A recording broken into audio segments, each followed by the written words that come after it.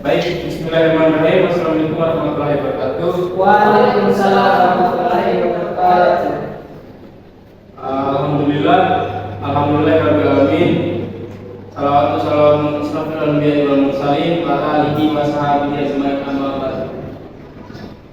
Pertama-tama, marilah kita panjatkan puja dan puji atas kehadirat Allah Subhanahu wa taala karena telah membuat kita berada sampai pada saat ini.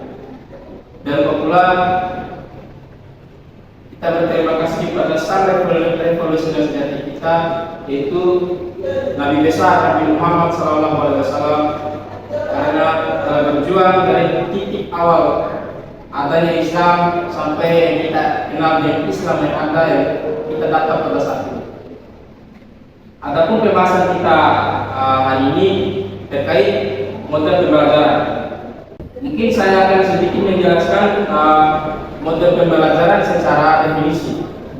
Yang ada di papan itu secara umum. Secara definisinya teman-teman, yaitu kalau model pembelajaran secara definisi adalah model pembelajaran yang memiliki konsep konseptual, dan di mana konseptual ini bisa terrealisir dari sebuah sistematis dan langkah-langkah. Nah, kalau secara umumnya teman-teman bisa lihat saja.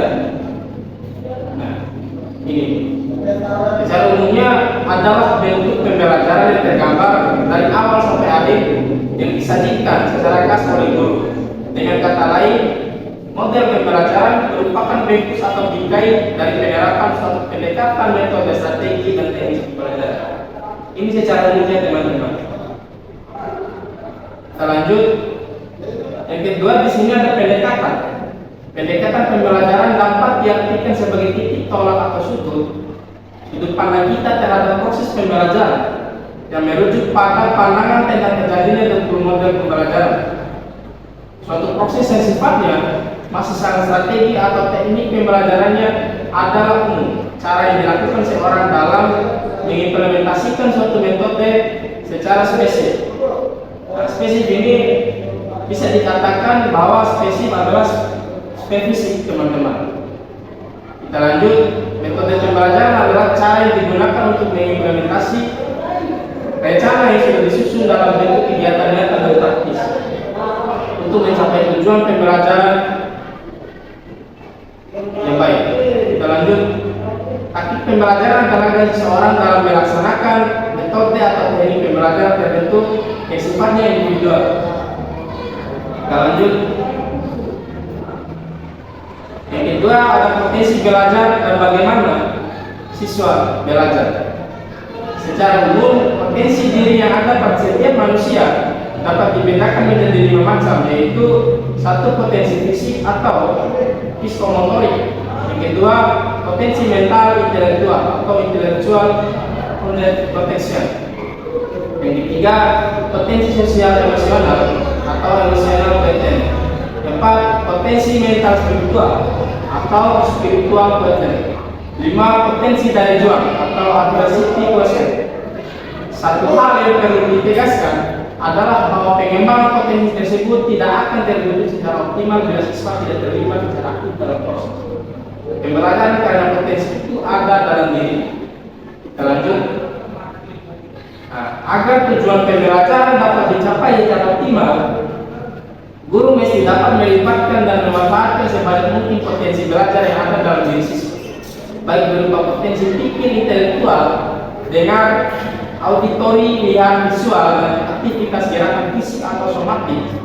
Mudah untuk mengingatnya, David menyebut hal ini dengan belajar gaya sektif atau somatic, auditory, visual, intelektual. Nah, somatic ini sendiri, teman-teman, bisa dikatakan bahwa gerakan tubuh, yaitu belajar mengalami, melakukan, dan melakukan. Yang kedua, auditory, mendengarkan, yaitu belajar dengan kegiatan mendengarkan, berbicara, presentasi, argumentasi, mengemukakan pendapat dan pendapat. Dan ketiga, visual. Visual, melihat, menggunakan indera mata, yaitu belajar melalui mengamati, memperhatikan, menggambar, mendemonstrasikan, membaca, menggunakan media dan alat peraga. Yang keempat, intelektual atau berpikir menggunakan otak, yaitu belajar dengan aktivitas memikirkan, mengidentifikasi, menemukan, menyelidiki, dan bernalar. Kita lanjut. Yang ketiga, metode pembelajaran. Metode pembelajaran adalah prosedur, urutan langkah-langkah dan cara yang digunakan guru dalam pencapaian tujuan belajar. Dapat dikatakan bahwa metode pembelajaran merupakan jabaran dari pendekatan. Dapat pula dikatakan bahwa metode adalah prosedur pembelajaran yang difokuskan ke pencapaian tujuan. Ada beberapa metode yang selama ini telah dikenal sebagai metode ceramah, tanya jawab, diskusi, demonstrasi, eksperimen, karya wisata, dan lain-lain. Kita lanjut. Jenis-jenis metode pembelajaran. Nah, yang pertama ada metode ceramah. Metode ceramah adalah metode mengajar dengan menyampaikan informasi dan pengetahuan secara lisan. Yang kedua, metode diskusi. Dapat dimaknai sebagai proses keterlibatan dua peserta, atau lebih untuk berinteraksi saling bertukar pendapat. Yang ketiga, ada metode tanya jawab, adalah suatu cara penyampaian pelajaran oleh guru dengan jalan mengajukan pertanyaan dan murid menjawab. Yang keempat adalah metode demonstrasi, merupakan metode yang sangat efektif untuk menolong siswa mencari jawaban atas pertanyaan-pertanyaan. Oke, kita lanjut. Nah, yang keempat adalah strategi pembelajaran. Tugas utama guru adalah membelajarkan siswa, yaitu mengkondisikan siswa agar belajar aktif sehingga potensi dirinya. Ada tiga aspek. Yang pertama kognitif, afektif, dan psikomotor. Tiga aspek ini untuk mengembangkan siswa maupun murid dengan semaksimal mungkin. Mengingat pembelajaran adalah proses perubahan atau pencapaian kualitas ideal anak didik yang relatif. Baik adik-adik mahasiswa, tadi saya sudah menyampaikan materi-materinya. Sekarang kita akan membuka sesi tanya jawab. Bagi adik-adik yang ingin bertanya, langsung angkat tangannya. Saya Pak. Ya, silakan. Langsung pertanyaannya.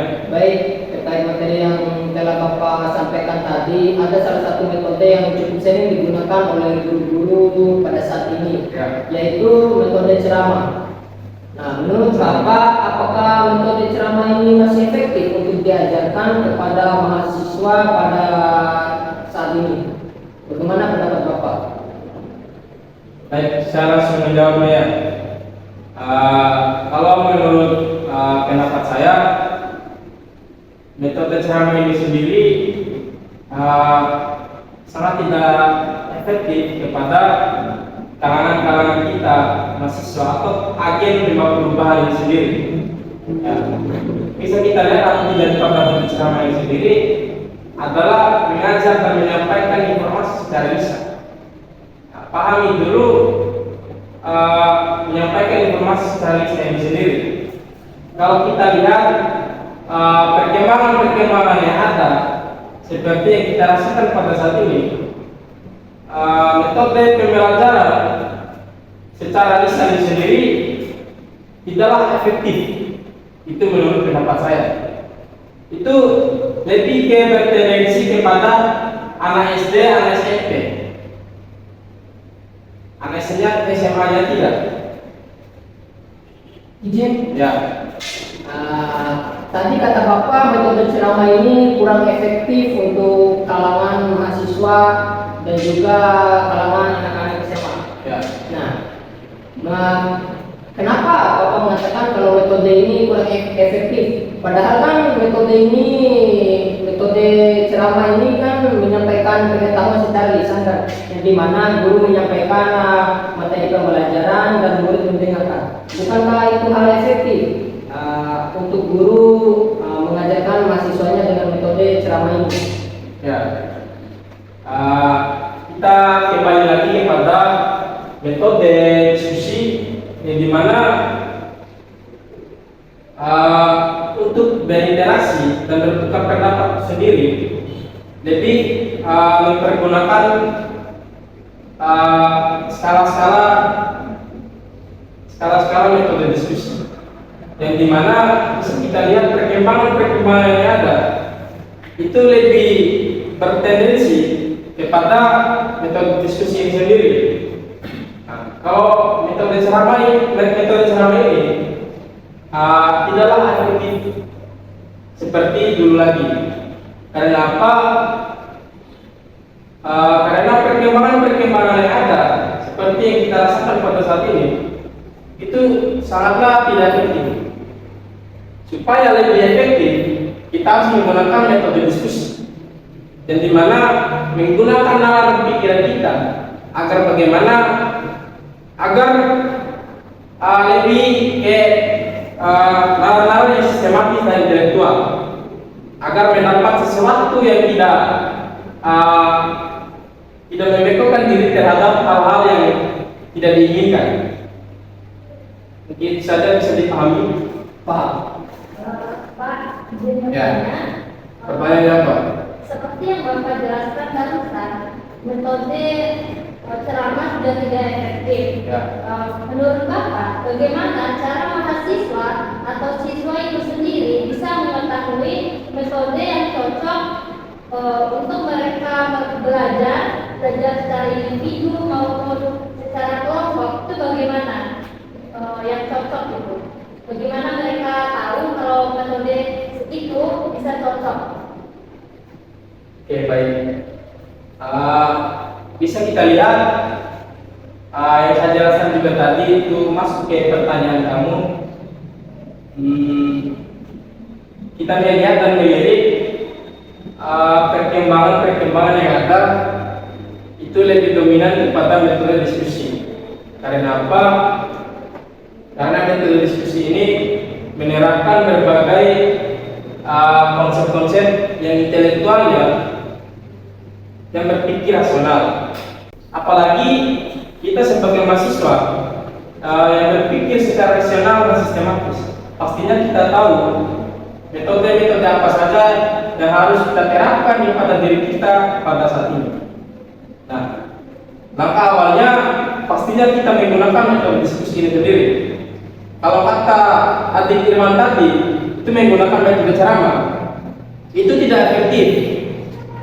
Karena kita adalah mahasiswa, yang dimana mahasiswa itu sendiri membawakan sarana-sarana di depan dan di belakang masyarakat itu sendiri, seperti yang ada di dalam ciri-ciri mahasiswa. Mahasiswa itu sendiri harus berpikir secara rasional dan sistematis agar mencapai tujuan tertentu yang diinginkan. Mungkin itu saja. Ada yang ingin menyampaikan atau menambahkan